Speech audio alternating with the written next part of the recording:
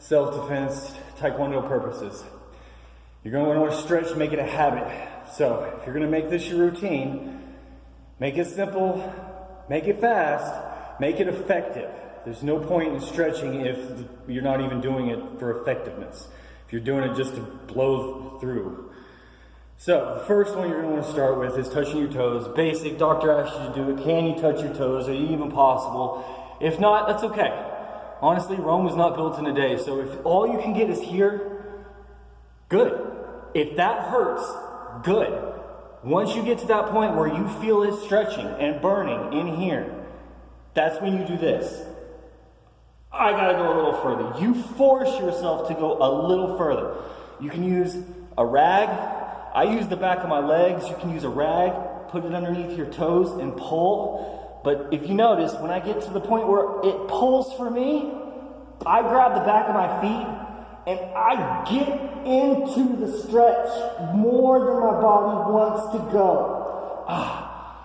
Forcing all of this to stretch more than it wants to. Because that's the point of stretching, is going past the point of where your muscles are normal, where they're just regular, ready to go. You want to stretch it a little bit more. I suggest getting your blood pumping before you stretch. Much like a rubber band, you want to loosen it up a little bit. You don't want to just yank it all the way. You want to warm these up. So I suggest maybe getting your blood pumping, go on a small jog around the gym, around your yard, around your living room, whatever. Maybe jump on your toes for 30 seconds, who cares? Just get that blood pumping to where you know your heart rate is up. And then you'll be mobile enough to do these. So the next one is you just cross your left foot over your right foot. This forces your back leg to do more stretching than your front leg. So this really emphasizes this back leg stretch and this pull, okay? And you're gonna wanna switch. I would suggest trying your best and pushing yourself for 10 seconds. That's really all you need. Any more than 10 seconds is unnecessary if you're doing it correctly to begin with. So if you're getting to that point where it's pulling and then you're pulling a little bit more, 10 seconds is fine. 10 seconds is perfect. Now after we work through those, touching the toes, the next one I would recommend moving on to is A-frame. You make an A-frame, you bend over, you touch your toes. Key point here is this leg needs to be straight, locked in. A lot of the times I see younger kids bend this knee thinking touching their toes is more important. No. Reaching, feeling the stretch here is so much more important than bending this knee and just touching your toes. Yes, I make it look easy, I do it every day. So, get to this point. If this is as far as you can go, good. Get to that point, and then like I said, get a rag, maybe grab your shoelaces if they're long, and just kind of pull into it for just a little bit more of that stretch. Same thing with the other leg, about 10. You can go 15 seconds, it's pointless after 10 seconds if you're doing it correctly, but you can go a little longer, it's not an exact science. So, stretch, get that pull, keep that leg straight, and you're gonna wanna finish down the middle. Most people are gonna stop here. Your hips aren't gonna be flexible enough if you're just now beginning to do this to pop in, or maybe you got some belly fat here, you just can't do it. It's okay. Get to that point where it stretches and where you go, and then push a little bit further. For me, it's here, and then I take my fingers and I literally walk like spider legs as far as I can go. If you see from the side, I get down and I'm really getting into that stretch.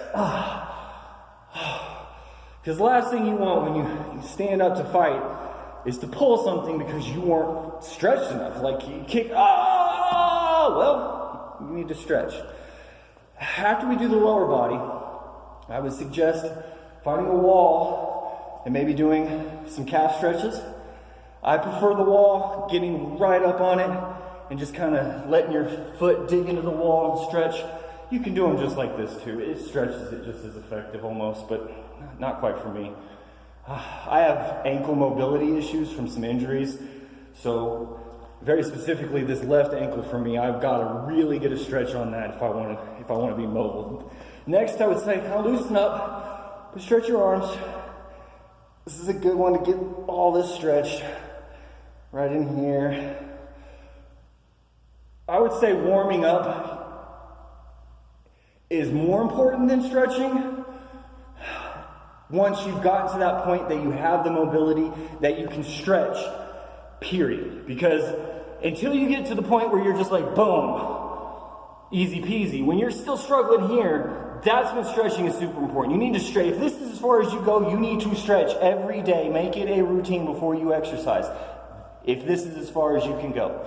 The moment you get to here, and this is a daily thing right here, that's when warming up becomes a little bit more important, because you've met that flexibility goal. You've gotten to that point where your tendons are like, yeah, we can go that far.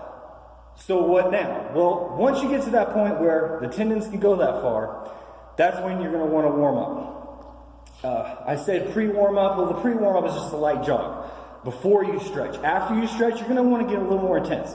So after you stretch, you're going to want to go into maybe some hops, some jump rope. I don't have a rope with me, but maybe some jump rope for a couple minutes, as far as you can go. So if you can go for 1 minute, easy peasy, well then you set a timer for 2 minutes.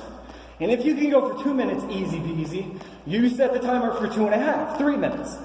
And that's the key in fitness that I've learned is, if you could do something yesterday, try something more difficult today. It's the only way to get better. So when you're doing these stretches, remember, always, always, always further, further, further, further. Okay. A lot of people like the hamstring stretch. This is a good one. Recommend, especially on a leg day or a high kicking day. Get in here, really stretch it out. Most people need a wall for this. I like to dig into it and turn it into a lower leg activity too. Just kind of dig into there. You can do laying down splits. I'm not the most flexible with those, but you can do this. Really focus on this hinge right in here and just push it out. You can get a friend to put his feet here and you can stretch like that. Dig into it. Dig over here. Dig over here. And until this becomes an easy activity, you're gonna just wanna make it a routine. Period, statement, end of sentence. And as I'm going, I'm remembering more and more stretches. I make this such a habit throughout the day that I don't sit down for a set period right before I work out and do this. I do it throughout the day when I get little breaks at work. Say I go to the bathroom, I might come back out and just kind of stretch a little bit before I go back to what I was doing. Some of you aren't gonna have that luxury. You're gonna be at a desk all day. You're not gonna be able to just stretch. But say you're at a desk all day, maybe in between phone calls, take 20 seconds to do one of these stretches. And you'll be amazed at the end of the day, if you've done that 3 or 4 times, how after a 3-4 week period, all of a sudden you're going to start seeing flexibility and mobility increases that you necessarily didn't think you had time for. It's small little things throughout the day that make a big difference in terms of flexibility. So keep it up. Thanks if you watched.